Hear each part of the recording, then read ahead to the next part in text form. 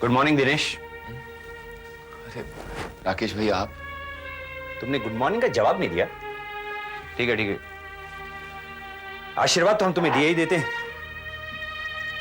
कि तुम खुश रहो, हजारों साल जियो, वगैरह वगैरह वगैरह। लेकिन अभी तक हमारी गुड मॉर्निंग का तुमने जवाब नहीं दिया। मॉर्निंग भैया। वाह, इसमें भी कंजूस। मॉर्निंग भैया। कौन मॉर्निंग के आगे गुड लगाकर अपना मुंह थकाता फिरे और ये जाहिर करता फिरे कि वेदर आज की मॉर्निंग गुड है या बैड, जबकि सुबह सुबह को मेरे जैसे आदमी का थोबड़ा देख लिया हो। नहीं भैया, ऐसी कोई बात नहीं। ऐसी बात नहीं है दिनेश, तो कैसी बात है? कल्पना रिपोर्ट कर रही थी कि तुम रूखे रूखे और उखड़े उखड़े से रहते हो, और लिज बता रही थी कि रात भर तुम और रंजना ट्रैवल करते रहे पर आपस में बात तक नहीं की। ऐसी नहीं तो कैसी बात है? आई वॉन्ट एन आंसर, जवाब दो मुझे। भैया वो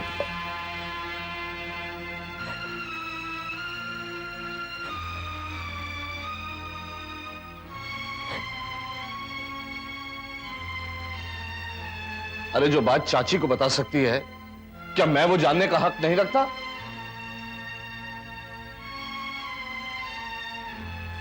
ठीक है जी, ठीक है, फिर मैं जाता हूं और क्या। पाजी,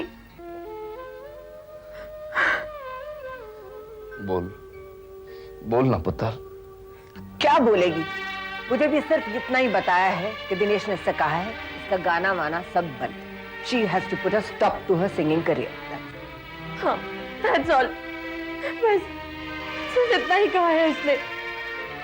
आप भी यही कह दीजिए पाजी कि उसकी जिद के आगे मैं अपना सर झुका लूं। Yes, because it's a man's world. तुझसे शादी करने की ये शर्त रखी है उसने? हाँ।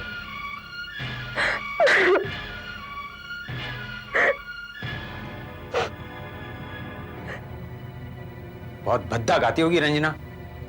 न उसे स्वर का ज्ञान है और न ही उसकी आवाज में कोई भाव है। क्यों? भैया, मैंने ऐसा थोड़ी कहा है। तो तुमने क्या कहा? जरा मैं भी तो सुनूं। भैया, अगर आप मेरे मुंह से कहलवाना ही चाहते हैं ना तो सुन लीजिए। रंजना सिर्फ अच्छा नहीं बल्कि बहुत अच्छा गाती है। लेकिन लेकिन क्या? इसका मतलब ये तो नहीं कि आप प्रोफेशनल सिंगर बन जाए। एल्बम निकाल रही है, रिकॉर्डिंग हो रही है, कल वो पब्लिक परफॉर्मेंस देती फिरेगी। तुम्हारा एतराज? अरे वाह, इसमें एतराज की बात नहीं है। आप जानते हैं पाजी, और मम्मा भी ये जानती है कि दिनेश मेरी जिंदगी में तब आया था जब मैं संगीत में एमए कर रही थी। हाँ, ये बात सच है। और मैं ये भी जानती हूँ कि दिनेश ने रंजू को इसकी प्रतिभा के कारण ही पसंद किया था, जो पसंद बाद में प्यार में बदल गई। हाँ, और अब उसे यही चीज नापसंद होने लगी है।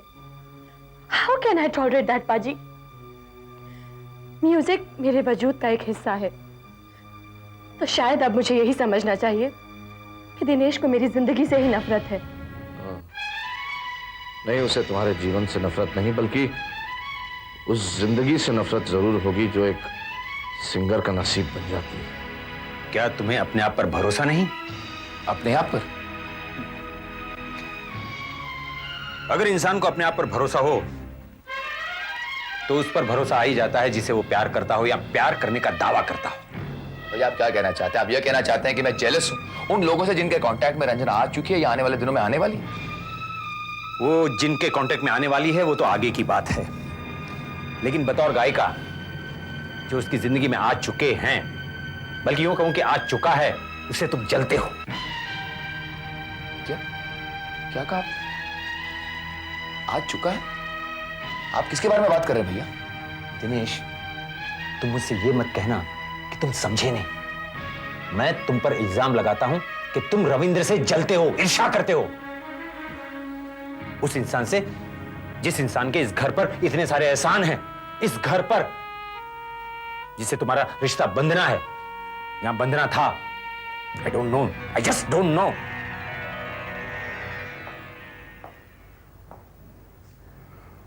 क्या हुआ? राकेश भाई इज ऑल्सो वेरी पेसिमिस्टिक। उन्हें भी यही लगता है कि दिनेश और रंजना की शादी नहीं होगी, but he is wrong about one thing. About what? Dinesh की प्रॉब्लम उसकी जेलसी तक लिमिटेड नहीं है। उसकी रियल प्रॉब्लम कुछ और है। और वो क्या है? देखो रंजीत, वो राकेश, हाँ पाजी। अपने भाई से कहो उसे मेरे साथ जाना है। कहाँ पाजी? क्या इतना बताना काफी नहीं है कि उसे मेरे साथ जाना है? दिलीप, की कर रहा है? मम्मी, पापा सठा गए हैं क्या? तू ढंग से बात भी नहीं कर सकता? चाचा, ये बात बिल्कुल सच है कि पिछले 5 सालों से मैं कनाडा में रह रहा हूँ, और ये भी सच है कि मेरी फाइनेंशियल पोजीशन इतनी अच्छी है कि मुझे यहाँ की ज़मीनों के जो भाव मिल रहे हैं, that is no value to me. No value. पर यह बात मुझे कतई गवारा नहीं कि मेरे पिताजी इस शर्त पर मेरे साथ कनाडा जाएं कि मैं अपनी ज़मीनों में से एक हिस्सा अपने चचेरे भाई को दूं, क्योंकि वो गरीब है। सुरेंद्र बेटे, तुम्हारी जो प्रॉब्लम है ना, वो डुप्लीकेट है। जी, डुप्लीकेट? अरे फिल्मों में नहीं दिखाते वो शाहरुख का भाई डुप्लीकेट, समझ में आया? वैसी एक डुप्लीकेट प्रॉब्लम हमारे इंद्रजीत प्राजी के घर में भी चल रही है।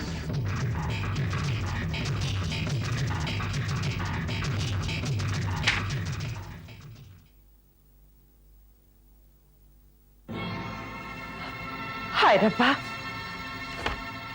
क्यों है मम्मी? उधर तेरे पापा गए नहीं, किधर सवेरे सवेरे चौधरी आ गया सिरखान वास्ते। चौधरी? वो क्यों आया यहाँ? एक बात है सरदारनी, क्या? मैं मुफ्त की कभी नहीं पीता। शराब के लिए 4 पैसे दोगी तो 10 पैसे की इंफॉर्मेशन भी दूंगा। कैसी इंफॉर्मेशन? देना तो चाहता था इंद्रजीत प्राजी को, उसी मुकदमे के बारे में जो खत्म होने का नाम ही नहीं लेता। लेकिन प्राची ने मेरी तरफ मुंह उठाकर देखा तक नहीं, और फर्राटे से जीप चला कर ले गए, दिनेश बेटे को साथ लिए हुए। रब जाने कहां। अभी जरा सी देर में लौट आएंगे, उन्हीं को देना अपनी ये इंफॉर्मेशन और उन्हीं से बटोरना शराब के पैसे। सरदारनी, अरे चल लिजू, अंदर चल।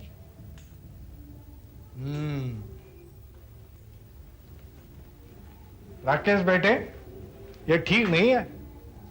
सरदारनी इसी तरह कंजूसी दिखाती रही ना, तो लगता है मुझे पीने के नागे बढ़ाने पड़ेंगे। कमाल करते हो चौधरी।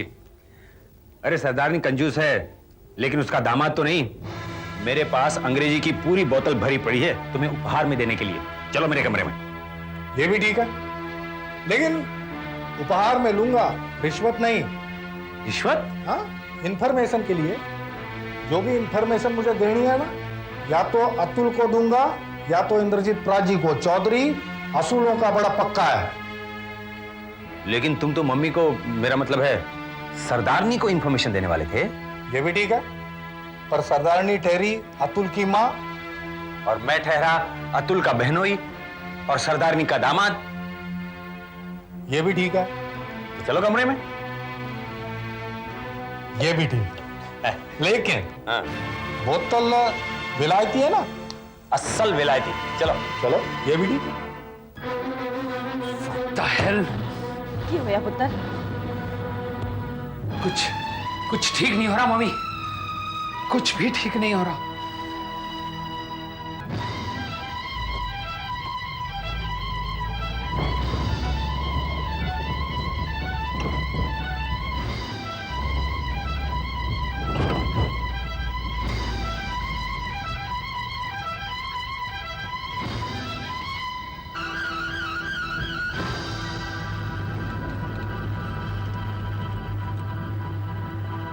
उतरो अजीज।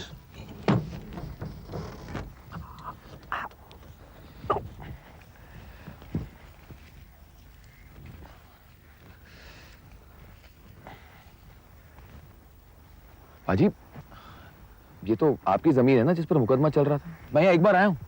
हाँ, ये वही जमीन का टुकड़ा है अजीज। लेकिन आप मुझे यहाँ क्यों लाए? तेनू तकलीफ की है पुत्र, कुछ बताएगा भी? कहा ना आपसे, कुछ भी ठीक नहीं हो रहा, न घर के अंदर और न बाहर। पाजी, मैं आपकी बहुत इज्जत करता हूं, लेकिन जयपुर से चलने से पहले मैंने लिज भाभी को साफ साफ कह दिया था कि अगर लुधियाना मुझे किसी तरह की जवाबदेही के लिए बुलाया जा रहा है तो मैं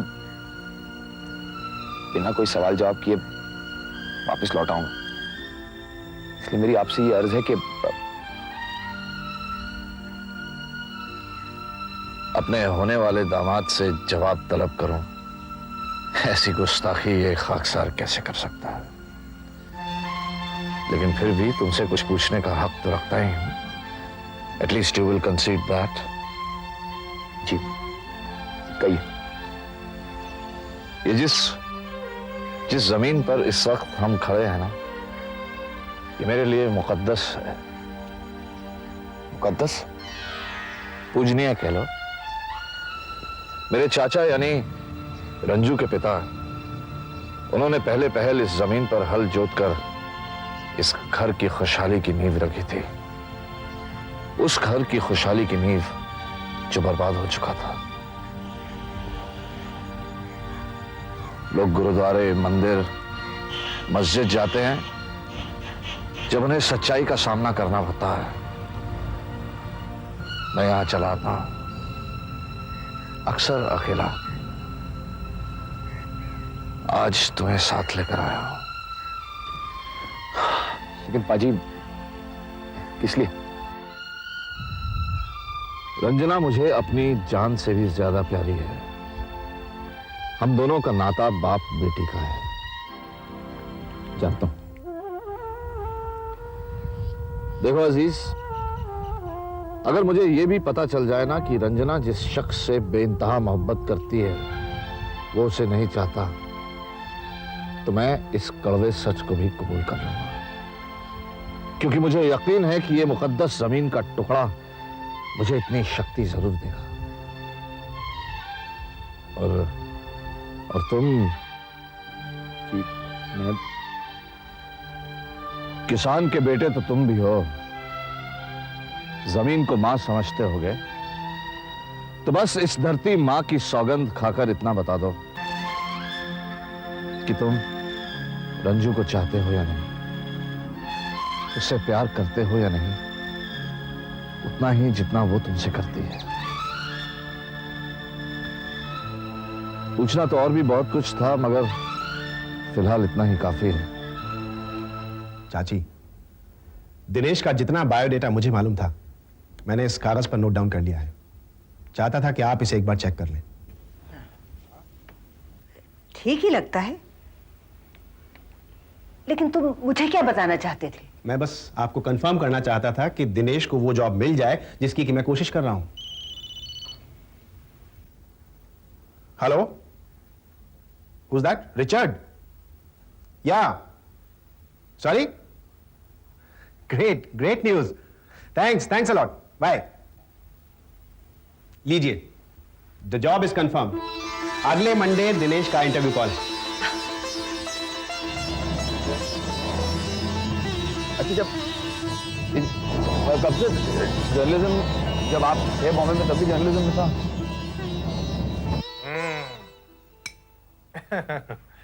तो क्या कहते हैं ना बावड़ी बूझ, ये तो विलायती की बोतल मिली गई तुम्हारी तरफ से और ये जो तुमने पिला दी वो रही बोनस।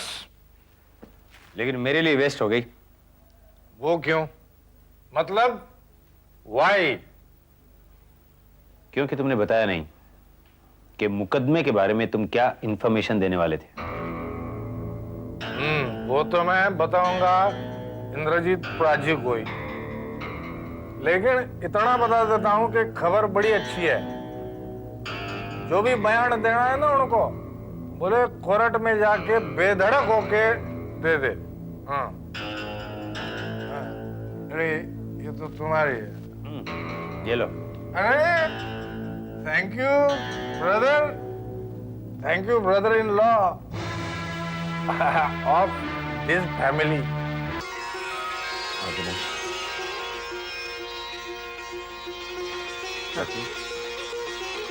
आ गए? लो, वो मीठा करो। रंजीत है some very good news for you।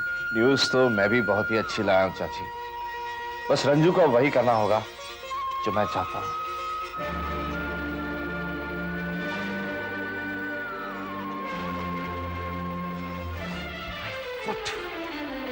बड़ी है, हुण की होया? बड़ी अफलातून चीज है, VIP। किसकी बात कर रहा तू? वही आपकी चहेती, पापा की लाडली, बड़ी चाची की बेटी, अतुल की बहन। एक मिनट, रंजना की बात कर रहा है ना तू? हाँ, रंजना रंजना रंजना, बस एक ही तो नाम रह गया है सबकी जुबान पर। एक उसी की तो प्रॉब्लम रह गई है इस घर भर के लिए। क्यों? उसकी समस्या तेरी समस्या नहीं? तेरी कुछ नहीं लगती हो? क्या लगती है मेरी? हाँ बोलो, क्या लगती है मेरी? पापा और रंजीत चाचा की कजन ही ना, बस। परसों मुकदमे की सुनवाई है और पापा को इसकी फिक्र भी नहीं। मेरा वकील है जो इस बात से परेशान है कि पापा ने दूसरों के खातिर अपने आप को फंसवा लेना, और एक रंजीत चाचा है डिस्कस्टिंग। क्या किया है रंजीत ने? किया ये है कि ये मुकदमा मैं और रंजीत चाचा इकट्ठे लड़ रहे हैं, और एक वो है कि जिन्हें फिक्र ही नहीं इस मुकदमे की। हाँ फिक्र है तो सिर्फ आपकी चहेती के मंगेतर को नौकरी दिलवाने की, और एक वो बैठा है वो। आप किसकी बात कर रहा है तू? कल्पना का घर वाला। तमीज से बात किया कर, फूफा जी लगते हैं तेरे। उसकी ही बात कर रहा हूं मैं। बड़े हैं तेरे से, किस तरह बात करते हैं बड़ों के बारे में? रहने दो मामा, रहने दो। कौन बड़ा कौन छोटा, मुंबई में अपना कारोबार छोड़कर मुकदमे की खातिर डट कर बैठ गए यहाँ वो। डट कर तो तू भी बैठ गया दिलीप, झूठे मेडिकल सर्टिफिकेट भेज कर। हाँ, लेकिन किसी को दारू पिला पिला कर जासूसी करता फिरता नहीं मैं। भाभी, लो, ये महाशय भी आ गए। क्यों? क्या हुआ? कुछ नहीं पुत्र, इसकी तो मत मारी गई। तू कहां से आ रहा है? वकील के पास गया था। वकील के पास? देखा मम्मी, कितने सियाने हैं अतुल चाचा। जीते ना जीते, लेकिन मुकदमे की फिक्र जरूर है इन्हें। और फिर इन्हें क्यों फिक्र होने लगी अपनी सगी बहन के लिए? अरे दूसरे जो हैं फिक्र करने वाले। दूसरा? कौन दूसरा है इस घर में? तेरे पापा? भाभी, तेरे चाचा? तेरी चाची? भाभी क्या करूं? भाभी